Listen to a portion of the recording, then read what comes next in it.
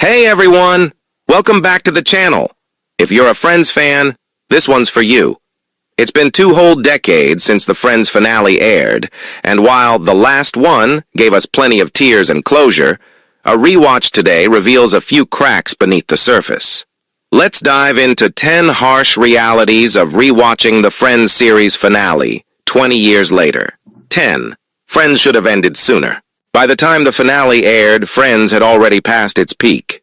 The strongest seasons were in the middle of the series, and while the ending delivered some great moments, the humor and emotional depth weren't as sharp as they once were. If the show had ended a few seasons earlier, perhaps when Ross and Rachel had their baby, it might have been a more natural and satisfying conclusion. 9. Some jokes haven't aged well. Watching Friends today reminds us that it was very much a product of its time.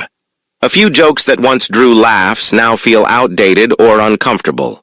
While none of it ruins the finale, it's clear that some humor, especially around gender roles, hasn't aged gracefully.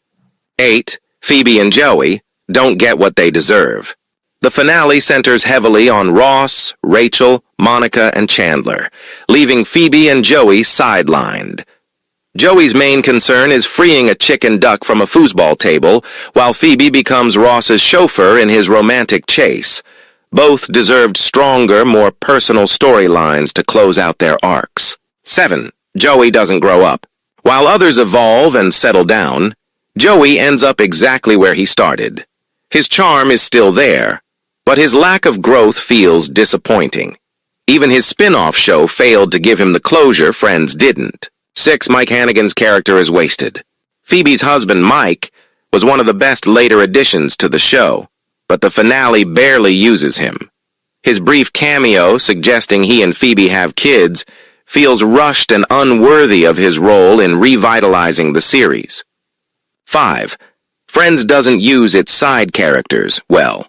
Aside from Gunther's heartfelt confession to Rachel, most side characters are absent. Beloved figures like Jack and Judy Geller, Janice, and Estelle don't get a final farewell, making the world of Friends feel smaller than it should. 4.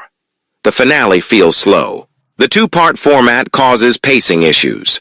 The show focuses so hard on wrapping up storylines that it loses its natural rhythm. Some jokes feel out of place, and scenes often end without the snappy energy that once defined Friends. 3. Storylines are too disconnected. Instead of a united farewell, the finale splits everyone into separate storylines. Ross and Rachel's drama, Monica and Chandler's new family, and Joey's minor subplot rarely overlap, leaving little room for those heartwarming group dynamics fans loved. 2. Rachel wouldn't be able to get off the plane twice. The episode's emotional climax, Rachel getting off the plane, requires serious suspension of disbelief. Realistically, she wouldn't have been allowed to deboard twice. Still, fans forgive the logic gaps for the sake of that iconic reunion. 1. Rachel and Ross probably shouldn't end up together. It's the ending fans waited for, but was it the right one? Rachel giving up a dream job in Paris for Ross feels like a step backward for her character. Looking back, maybe the best ending would have been Rachel choosing herself and a fresh start. And there you have it. 10 harsh truths about the Friends finale that hit differently today. Do you agree with these points, or do you still think the last one was the perfect ending? Let me know in the comments below. If you enjoyed this deep dive, make sure to like, subscribe, and hit that bell icon for more nostalgic TV throwbacks. Thanks for watching, and remember, I'll be there for you.